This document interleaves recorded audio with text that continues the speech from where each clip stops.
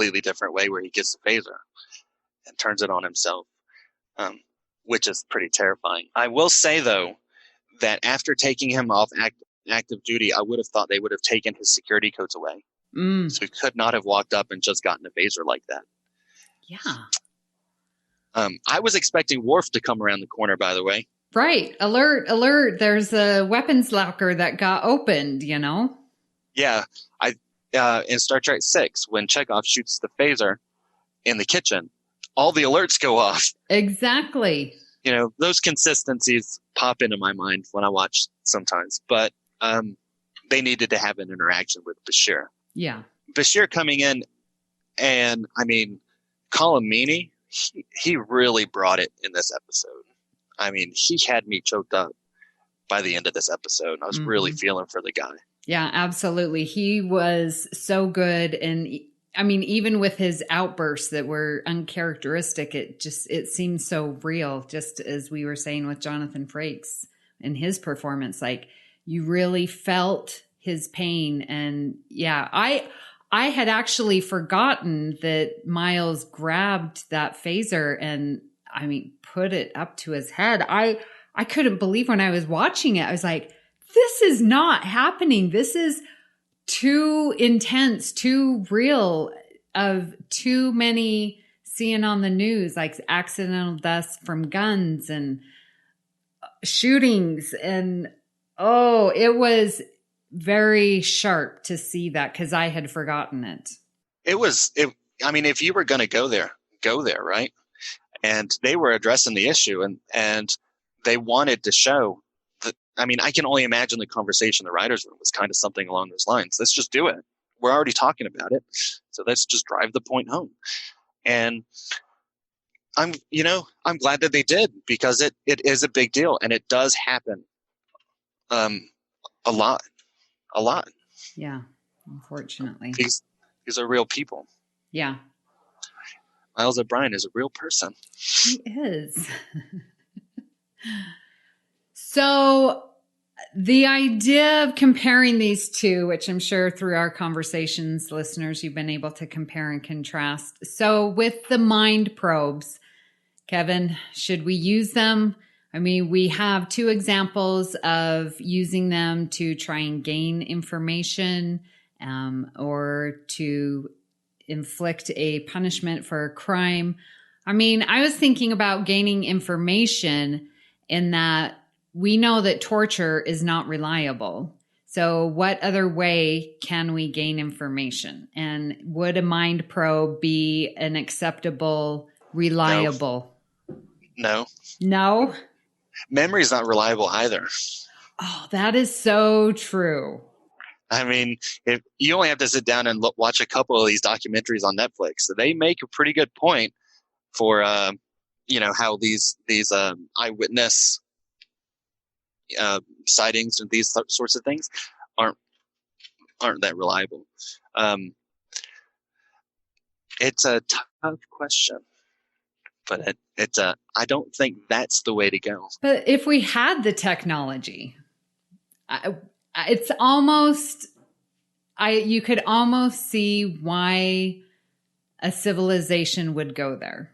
If they believe that it's reliable, if it's a good way to enlist a punishment. I will tell you, the best way I know to change a civilization is to raise and treat your children well. And if you can raise and teach your children values, that will change. I also believe that because I'm a teacher and an educator, and the more you educate, the better, and that's what's going to lift your society. That's the way you get rid of all of the problems. And it's got, like I said before, it's got to be through love. No one ever really truly learned through a smack. You got to explain and teach them and take the time. Really take the time. Sit down. My wife tells me, get down on your knees, come down to their level, and tell them what you're thinking, because they don't know. And those things make a big difference. Absolutely. And like what Cisco did, like open and, if something does need to happen, authoritarian, like come at it with a position of love. I'm doing this because I care. I want to see you successful. I want to see you better yourself. Yeah. And when you come into one of those moments where you mess up, it's okay to turn around and say, I messed up. I shouldn't have done that. I apologize to my children because I'm human too. And that teaches them something. Yeah. So I don't think drugs, mind probes, going in, creating alternate realities so that you can get information and technology is the way to go. I just don't. There's got to be a better way. Than inflicting these types of terrible tortures on people. I know you agree with me. I absolutely do. Because it's this utopia idea. We want to get to the Federation of, getting to that point of teaching everyone and not having these inequalities. And that comes through, raising your children with morals and good character and educating everyone. And if we can do that, then the crime will go down. We don't have to deal with gun control and PTSD and wars and all of that. I absolutely agree with you, Kevin. And I'm so glad that we are ending on a positive note from this very... oh my goodness. It's a really deep topic. Yes. It's deeper than I usually like to get about things. Well, welcome to a podcast with Amy. It's good. It's real good. Yeah. So any other final thoughts about these 2 episodes? Yes. Miles O'Brien and Keiko and their daughter, they're at the table. And Molly, right? Molly's her name. Mm-hmm. And Molly says, can I be excused to go color? And Keiko says, yes, pick up your plate and put it in the replicator. That's why I want a replicator. Why? You have a dishwasher, I'm assuming, and just take your plate and go put it in the dishwasher. It's the same thing. No, put it on the thing and press a button and it just goes away. Food and all. True. It's better. I did notice that too. And I was like, gosh. The hours that I had to spend when I was a youth washing dishes, because we didn't have a dishwasher when I grew up, growing up poor. That's what we did. Rubber gloves and one side of the sink for the hot water and soap, the other side to rinse. Oh, yeah. Yes. So that was my big takeaway from both of these episodes. I still want a replicator. We need to make that happen. Way before mind probes, let's just say that. Yeah. That's a technology that could change the world. No, it was interesting when I am going through and watching Star Trek, and because I'm so familiar with, Next Gen, and I came across a hard time with Deep Space Nine, I was like, oh my gosh, this is the same thing that we saw in TNG with Riker. So it was fun to compare them and see how they, sort of talk about this mind probes and what it can do and the different scenarios, but sort of the same effect of ending up pretty messed up and going crazy and needing help in the end. Yeah. Well, I was thinking about Inner Light a little bit too. Oh. When we were watching these episodes. Yeah. Because Picard gets a whole different experience, a whole lifetime. And I was thinking to myself, if that had happened to Miles O'Brien being married with a kid, that could have been a pretty traumatic experience as well. The fact that it happened to an emotional shut-in was good for his character. It was. He needed that. He did. And I like Picard. I'm picking on him a little bit. I do like him. This idea of implanting experiences is not a new one to science fiction.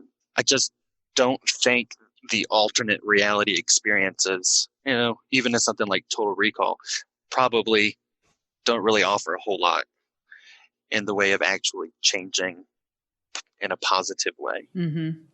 Well, it's funny you bring up Inner Light with Picard, because I thought you were going to go to a season 1 episode, The Battle, where the Ferengi and puts in that probe in his ready room, and then that sort of creates Picard with a alternate reality. And that was pretty intense too, but nothing like these 2 episodes. That's the episode where they introduced the Picard maneuver, isn't it? Oh yeah, is it? Yeah, they introduced the Pegasus in that episode because the Ferengi brings it along with them, right? Right, yeah, because he thought that Picard killed his son and gave, Yeah. Yeah. Yeah. Good memory on that. Good reaction. Every time I see Patrick Stewart react like he's got a migraine, he nails it. He does. I feel for him when they turn that little globe up and he's like, yeah. I mean, I take, step out of the, you're watching a show, and can you imagine what it would be like if you're like standing on set and the director says to someone like Patrick Stewart, act like you're getting a migraine because they're turning a device on, and it's got to look pretty silly in real life. Okay. So sidebar, but when we're doing the deleted scenes over on Earl Grey and we see the actors acting without all the like phaser fire, the post-production stuff, so funny. And I'm like, I don't even know how actors are actors. Like, you've got to pretend all of this is going on, have this story in your mind's eye, and then act it out as if it were. It is huge. And I think it's hilarious. But yeah, to your point, it's like, okay, pretend like you have this headache and da-da-da. And it's like, and it's like, okay, if you're watching it, how funny it must be. Here's a Shakespearean actor. Let's make him do something really crazy. Oh my goodness. All right, Kevin. Well, thank you so much for recording with me today. I really do appreciate it. I'm happy to be here. Pat's a good guy, but we had a good conversation. Heck yeah, we did. So tell our listeners where they can contact you. You can. I'm kind of old school. I do Facebook and Instagram. All you have to do is put my name in there. Kevin Parlagreco. Starts with a P. Parlagreco. Exactly like it sounds. If you find me on Facebook, you're going to see a whole bunch about like real estate. I'm a real estate agent here in Georgia, North Georgia. So if you guys are looking to buy a house and you want to talk something, like something geek related, Superman, Star Trek, Star Wars, I'm your guy. We can do that all day long. You find me over on Instagram where you'll see more fitness stuff. And then I have a secondary Instagram page where I do some of my art stuff. So yeah, your art is so good, Kevin. I love seeing your posts and that Batman, the 3 that you did there. Yeah, there's another one coming. My last one's coming. Nice. And I'm working on something Star Trek related. My wife said to me not too long ago, why are you always drawing moody things, angry things? Can't you draw something happy? And so I'm trying to step out of my mind a little bit. Maybe that's the thing I put up. Yeah, there you go. Or maybe that's your therapy. Yeah, I won't show you any of my scary pictures. But no, there is something for Star Trek coming up I'm working on. So awesome. Can't wait. Well, please join us on our Facebook page at UFP Earth. Kevin's there also. And we would love to hear what you think of this episode. You can find me over on Trek FM hosting Earl Grey. You can find me on Twitter at Miss Amy Nelson. And of course, you can find me on the Facebook at UFP Earth. So please go to iTunes and leave us a star rating and a written review that helps others to find our show, and let us know what you'd like for us to discuss. We are definitely open to your ideas. At this time, we would like to thank our executive producers who make this all possible. They are Brandon-Shea Mutella, Ken Tripp, Zach Moore, and Tony Robinson. Thank you guys so much for doing everything for All Good Things. So thank you for listening, and we hope you'll join us as we search out all good things.